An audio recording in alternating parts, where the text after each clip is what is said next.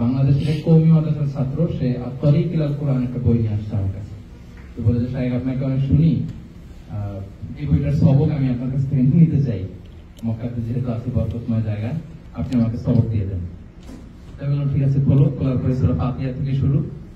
তাকেও এই সময় বসে বসে 10 মিনিটের ফাতিহার ব্যাপারে আমি যা বলেছি, আমি এখানে বসে বসে ভাবলাম যে আপনাদের জন্য এটা রেলেভেন্ট হতে পারে, গুরুত্বপূর্ণ হতে পারে, যেহেতু এই সূরাটা আমরা প্রতিদিন পড়ি। এটার সরল অনুবাদ, এটার অর্থ বা সংক্ষিপ্ত ব্যাখ্যা আপনারা হয়তো অনেকেই কম বেশি জানেন। তারপরও রিমাইন্ডার, ওয়াযাক্কির ফাইন্না যিকরা তানফাউল মুমিনিন। আল্লাহ তাআলা বলেছেন যে রিমাইন্ডার দাও, তাহলে এটা বিশ্বাসীদের অনেক কাজে দেয়। তো সূরাতুল ফাতিহা আমাদের সকলেরই মুখস্থ, তাই না? মুখস্থ সবার। মজার ব্যাপার হচ্ছে আমাদের অনেক হিন্দু ভাইদেরও এই সূরাটা মুখস্থ।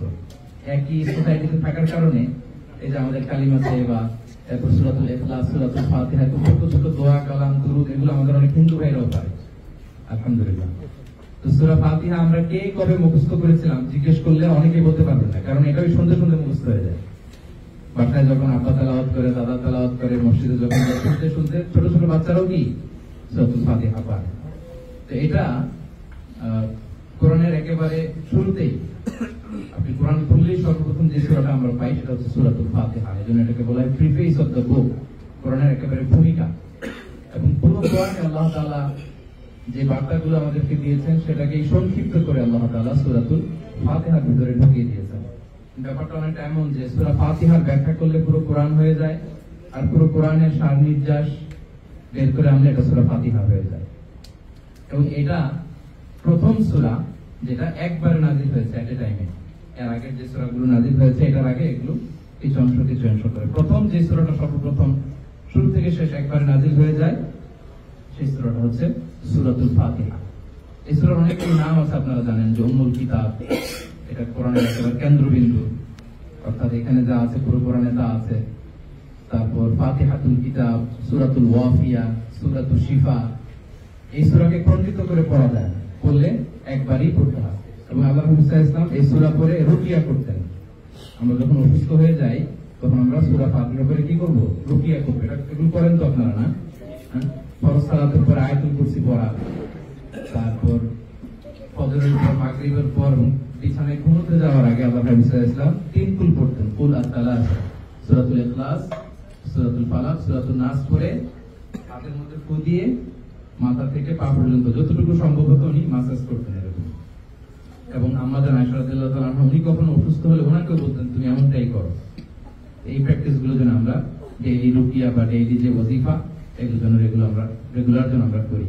বর্তমান সময়ে আমাদের কাছে অনেক কেস এরকম আসে যে কোনোভাবেই তার অসুস্থতা যায় না, কোনো ট্রিটমেন্টেই যায় না, এবং কোনো টেস্টই ধরা পড়ে না কি রোগ। তার মানে ব্ল্যাক ম্যাজিক করা থেকে শুরু করে, নজর থেকে শুরু করে, এই জাতীয় রোগে, এই জাতীয় সমস্যা অনেকেই আক্রান্ত। এগুলো থেকে পরিত্রাণের জন্য এই সূরাগুলোর উপরে আমাদের রুকিয়া করা উচিত। বিশেষ করে সূরাতুল শিফা, সূরাতুল ফাতিহাকে বলা সূরাতুল শিফা, আমরা এই সূরাটা পড়ে জন্য রুকিয়া করি বেশি বেশি। প্রিয় ভাইরা, আমি জাস্ট 7টি আয়াতের সংক্ষিপ্ত মর্মবাণী আপনাদের সাথে শেয়ার করবো। আউযু বিল্লাহি মিনাশ শাইতানির রাজিম। বিসমিল্লাহির রহমানির রহিম। আলহামদুলিল্লাহি রাব্বিল আলামিন। বিতাড়িত শয়তান থেকে মহান আল্লাহর কাছে পানাহ চাচ্ছি, পরম করুণাময় অসীম দয়ালু আল্লাহর নামে শুরু করছি। প্রথমে আল্লাহ তাআলা বলেন আলহামদুলিল্লাহি রাব্বিল আলামিন। সমস্ত প্রশংসা জগৎ সমূহের রব আল্লাহ তাআলার জন্য। আমরা এই যে জগৎটা দেখি, আমাদের দৃশ্যমান যে জগৎ, জগৎ শুধু একটাই না, এরকম অসংখ্য জগৎ আছে, মাল্টি ডাইমেনশনাল ইউনিভার্স। এরকম অনেকগুলো ইউনিভার্স আছে। এইখানে যে নিয়ম চলে ওই ইউনিভার্স আবার অন্য নিয়ম চলে। এখানে যা আমরা দেখি ওখানে অন্যরকম, অবাক করা একটা কাণ্ড। আমি গত 2 বছর আগে যখন ইউএসএ ছিলাম, ওখানে নাসার যে বড় বড় সেন্টার গুলো আছে সবগুলোতে আমি ভিজিট করেছি। টেক্সাসে একটা আছে, ফ্লোরিডাতে একটা আছে। তো ওখানে দেখায় যে সর্বশেষ লেটেস্ট ওরা কত দূর গিয়েছে, এটার উপর কিছু থিয়েটার হলে ওরা এক্সিবিশন দেখায়। তো ওখানে যত দেখছিলাম অবাক হচ্ছিলাম যে আল্লাহু আকবার, মহাবিশ্বের তুলনায়, গোটা মহাবিশ্বের তুলনায় আমাদের পৃথিবীটাকে একটা ধূলিকণার সাথে তুলনা করা যায় না। মানে compare to the whole universe, our earth is nothing, absolutely nothing. মহাবিশ্বের তুলনায় আমাদের পৃথিবীটা কোনো ম্যাপের মধ্যে আসে না। অর্থাৎ আমাদের গ্যালাক্সি মিল্কি ওয়ের যদি একটি ম্যাপ করেন, আমরা যে গ্যালাক্সির ভেতরে আছি এটাকে বলি মিল্কি ওয়ে, এটার একটা ম্যাপ করলে ওইখানে আপনি মাইক্রোস্কোপ দিয়ে পৃথিবীকে খুঁজে পাবেন না।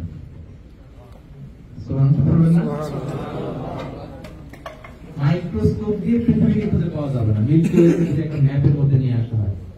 চিন্তা করেন এরকম কত লক্ষ কোটি মিল্কি ওয়ে আছে আমরা জানি না, কত দূর যে আছে। এগুলো নিয়ে আমার কিছু আলোচনা আছে, scientific indications of the Holi Quran, natural phenomena নিয়ে কোরআনে যা যা বলা হয়েছে, এগুলো তাফসীর আমরা বিভিন্ন সময় করেছি।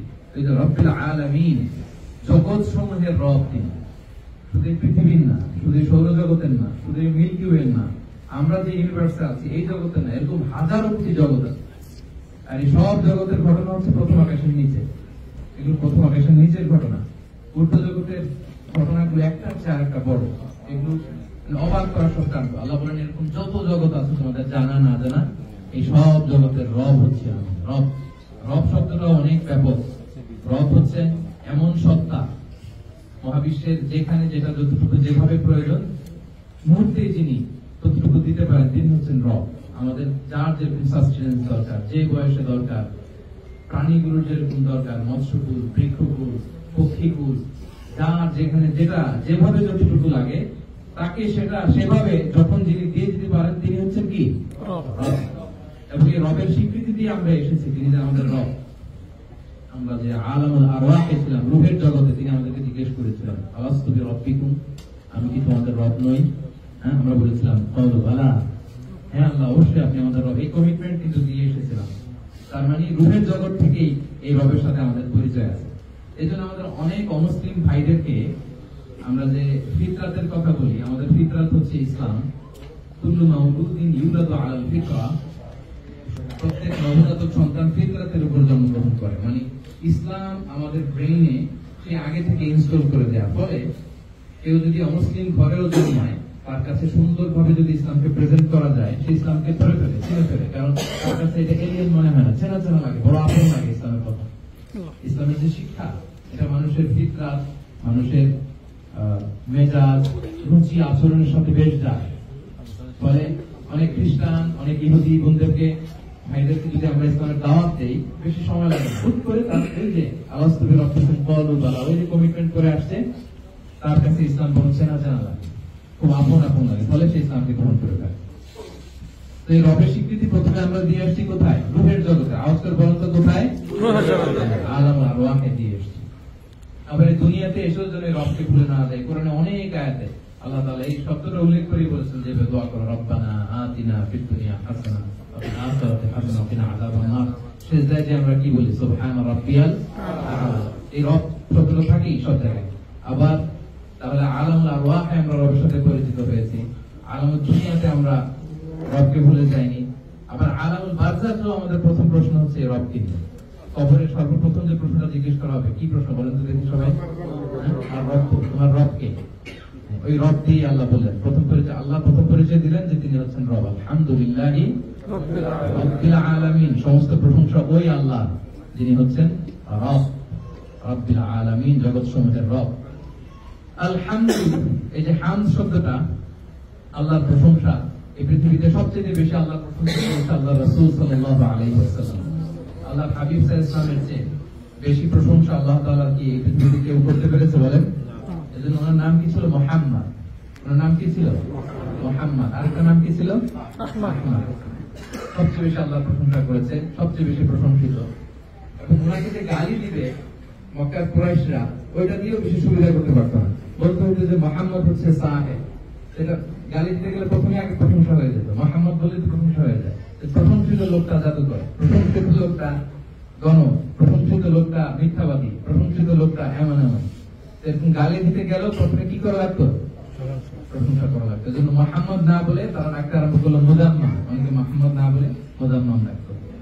সেই জান্নাতেও কিয়ামতের দিন আল্লাহর হাবিব সাল্লাল্লাহু আলাইহি ওয়াসাল্লাম এই প্রশংসার একটা পতাকা নিয়ে জান্নাতের দিকে ছুটবেন। রাসূল সাল্লাল্লাহু আলাইহি ওয়াসাল্লামের হাতে একটা পতাকা থাকবে, এই পতাকার মধ্যে লেখা থাকবে এই প্রথম শব্দটা সূরাতুল ফাতিহা, আলহামদুলিল্লাহ, লিওয়াউল হামদ। প্রশংসার পতাকা নিয়ে তিনি প্রথমে আমাদেরকে নিয়ে জান্নাতে যাবেন। আমরা যেন ওই দলের অন্তর্ভুক্ত হতে পারি।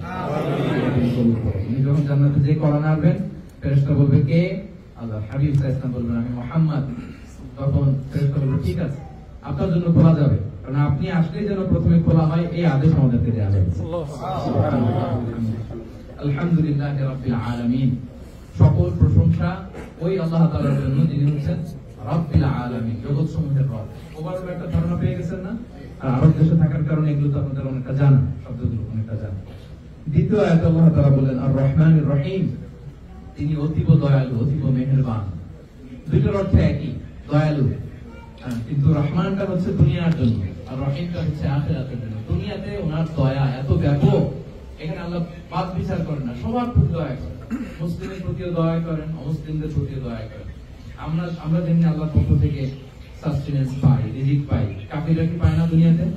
তারা করে বসে থাকে, ঠিক না বলেন? কারণ আল্লাহর দয়া দুনিয়াতে এত ব্যাপক যে আল্লাহ তাআলা মুসলিম অমুসলিম, বিশ্বাসী অবিশ্বাসী নির্বিশেষে সবার প্রতি তিনি দয়া করেন। কিন্তু আখিরাতে এটা করবেন না, আখিরাতের জন্য তিনি রাহিম, তিনি শুধু বিশ্বাসীদের উপরই দয়া করবেন। আর রহমান এই শব্দটা আল্লাহ তাআলা আল্লাহ নামের পরে সবচেয়ে গুরুত্বপূর্ণ একটা নাম। আমরা জানি যে আল্লাহর অনেকগুলো সুন্দর সুন্দর নাম আছে। ইন্না লিল্লাহি তিসআতা ওয়া তিসঈনা ইসমা, আল্লাহর 99টা সুন্দর সুন্দর নাম আছে। আল্লাহ শব্দের পরে আল্লাহর সবচেয়ে গুরুত্বপূর্ণ নাম হচ্ছে আর রহমান। সবচেয়ে গুরুত্বপূর্ণ নাম কি? আল্লাহ তাআলা কোরআনে ইরশাদ করেছেন কুল ইদউল্লাহ আও ইদউর রহমান আইয়াম্মা তাদউ ফালাহুল আসমাউল হুসনা, তোমরা আমাকে আল্লাহ নামে ডাকো কিংবা রহমান নামে ডাকো, আমার অনেকগুলো সুন্দর সুন্দর নাম আছে। আবার অন্য আয়াতে আল্লাহ তাআলা বলেন, যখন কুরাইশদেরকে বলা হলো ওয়াইদা কিলা লাহুম উসজুদু লিররহমানি ক্বালু ওয়া মার রহমান, তাদেরকে যখন আল্লাহ সাল্লাল্লাহু আলাইহি ওয়াসাল্লাম বললেন তোমরা রহমানের জন্য সিজদা করো, কার জন্য? রহমানের জন্য। তখন তারা বলল যে ক্বালু ওয়া মার রহমান, রহমান আবার কে? আল্লাহকে আমরা চিনি, রহমানকে তো চিনি না। রহমানকে, এই কথাটা আল্লাহ এত অপছন্দ হলো, ওনার গায়রাতে আল্লাহ জালালিয়াতের মধ্যে এমন ভাবে এটা লাগলো, আল্লাহ তাআলা তাদের এই কথার বিপরীতে কি রহমান ছিল না, তাদের এই কথার জবাবে আল্লাহ তাআলা রহমানকে চেনানোর জন্য ৭৮ আয়াত বিশিষ্ট আর রহমান নামে একটা সূরা নাযিল করে দিয়েছেন। সূরা আর-রহমান আল্লাহ নাযিল করেছেন। আর রহমান আল্লামাল কোরআন খালাকাল ইনসান আল্লামাহু, রহমান ছিল না তো ছিল, উনি হচ্ছেন এমন ৭৮ আয়াত বিশিষ্ট গোটা একটা সূরা রহমানকে ডিফাইন করার জন্য। তো সেই নামটা আল্লাহ এখানে দিয়েছেন যে আর রহমান আর রহিম, তিনি হচ্ছেন দয়ালু মেহেরবান। মালিক ইয়াউমিদ্দিন, তিনি ইয়াউমুদ্দিন মানে ফলাফল দিবসের মালিক। একটা দিন আমরা বিশ্বাস করি যে ওটা ইয়াউমুদ্দিন, ইয়াউমুল জাযা, ইয়াউমুল হিসাব, দ্য ডে অফ অ্যাকাউন্টেবিলিটি, জবাবদিহিতার দিন। এটা আমাদের জন্য অনেক বড় একটা রিমাইন্ডার যে একদিন আল্লাহ সুপ্রিম কোর্টের কাজ করে আমাদেরকে দাঁড়াতে হবে। আমাদের এক টিচার ছিলেন মালিক বাদরি, উনি বলতেন ইফ দেয়ার ইজ নো আখিরাহ then this worldly life would be a joke. আখিরাত যদি না থাকতো তাহলে পৃথিবীটা একটা জোকের মতো হতো, জোক, ফান। আখিরাত থাকতেই হবে, উনি বলতেন যে আখিরাত থাকতেই হবে। এক মানুষ আরেক মানুষের উপর এত জুলুম করলো, এত অবিচার করলো, এটা এমনি এমনি শেষ হয়ে যাবে না, হতে পারে না। এই জন্য দ্য কনসেপ্ট অফ আখিরাহ, এটা আমাদেরকে ভালো থাকার জন্য রিমাইন্ডার দেয়, বারবার আমাদেরকে রিমাইন্ডার দেয় যে না, এখানে আমি কোনোভাবে পার পেয়ে গেল আল্লাহ সুপ্রিম কোর্টের কাজ করে সেদিন পার পাওয়া যাবে না, এবং ক্ষুদ্রাতি ক্ষুদ্র বিষয় সেদিন মিজানের পাল্লায় দিলে সেটা ওজন হবে, আমি দেখতে পাবো। ফামান ইয়া'মাল মিসকালা যাররাতিন খায়রান ইয়ারা ওয়া মান ইয়া'মাল মিসকালা যাররাতিন শাররান ইয়ারা। যাররা মানে হচ্ছে অণু পরিমাণ ভালো করলে দেখা যাবে, এবং মানুষ সেদিন অবাক হয়ে যাবে, মা লিহাযাল কিতাবি লা ইগাদিরু সাগীরাতান ওয়ালা কাবীরাতান ইল্লা আহসাহা। এটা কেমন আমলনামা, ছোট বড় সব লিখে রাখছে। আমরা অনেক সময় কিছু ছোট ভালো কাজ বেশি একটা গুরুত্ব দেই না, কিন্তু রাসূল সাল্লাল্লাহু আলাইহি ওয়াসাল্লাম বলেছেন খবরদার, কোন ভালো কাজ সৎকর্মকে তুমি ছোট মনে করো না। লা তাহকিরান্না মিনাল মা'রুফি শাইআ ওয়ালাউ আন তালকা আখাকা বিওয়াজহিন তালিক বা বিওয়াজহিন তালকিন।